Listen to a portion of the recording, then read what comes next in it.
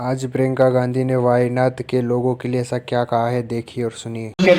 There are many day-to-day problems, roads, issues in schools, water, all the day-to-day health facilities, the day-to-day problems that we have to work on a daily basis to resolve. നമുക്ക് അവരുടെ ദൈനംദിന പ്രശ്നങ്ങളുണ്ട്, റോഡുകൾ, അതുപോലെ തന്നെ സ്കൂളുകൾ, ആരോഗ്യരംഗം ഉൾപ്പെടെ ഉള്ള പ്രശ്നങ്ങളിൽ അത് ദൈനംദിന പ്രശ്നങ്ങളാണ്. ആ ദൈനംദിന പ്രശ്നങ്ങളിൽ അവരോടൊപ്പം നിന്ന് പോരാടേണ്ടതുണ്ട്.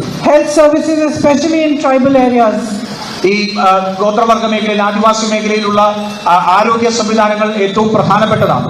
Rahul ji had provided some ambulances and done a lot of work here, but we have to continue that work and strengthen his work. Rahulji MP ആയിരുന്നപ്പോൾ അതിനു വേണ്ടിയിട്ട് വാഹനങ്ങൾ നൽകുന്നത് ഉൾപ്പെടെയുള്ള നടപടികൾ എടുത്തിരുന്നു. പക്ഷേ നമുക്കതിനെ കുറെ കൂടി ശക്തിപ്പെടുത്തി നമുക്ക് മുന്നോട്ട് കൊണ്ടുവരുന്നുണ്ട്.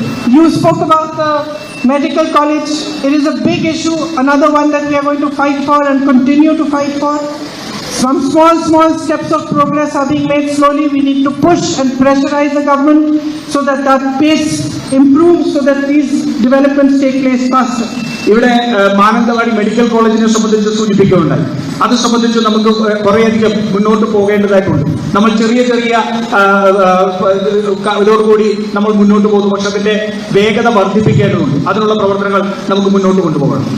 Tourism was deeply affected when the landslide happened, and that still has not picked up to the pace that we would like. So we need to push that, and that work I will work on and try to do my best to improve that and to help especially the homestay people that have suffered.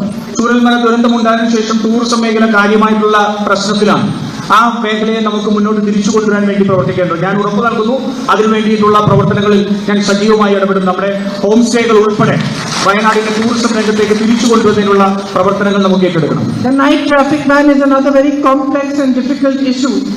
For that, we have initiated some discussions with all the stakeholders, so that if we can find a solution, and whatever solution we find is something that helps everybody on all sides. നമ്മുടെ യാത്രാ നിരോധനം അത് വലിയ ഒരു പ്രശ്നമാണ്. അത് വളരെയധികം സങ്കീർണമായിട്ടുള്ള വിഷയവും വളരെ പാടുപെടുന്ന ഒരു വിഷയമാണ്. നമ്മൾ ഇതിന്റെ ഭാഗവാക്കായിട്ടുള്ള എല്ലാവരുമായി നമ്മൾ സംസാരിക്കുന്നുണ്ട്. പക്ഷേ അതിന് മുന്നോട്ട് പോകുന്നതിന് വലിയ പ്രയത്നങ്ങൾ ആവശ്യമാണ്. So we are going to initiate conversations with all stakeholders, and we are going to try to do what we can to find a resolution for that. അതുകൊണ്ട് നമ്മൾ ഇതിന്റെ ഭാഗമായിട്ടുള്ള എല്ലാവരുമായി നമ്മൾ സംഭാഷണങ്ങൾ തുടർന്നുകൊണ്ടിരിക്കുകയും അതിന് എത്രയും പെട്ടെന്ന് ഒരു പരിഹാരം കാണുന്നതിന് വേണ്ടിയിട്ടുള്ള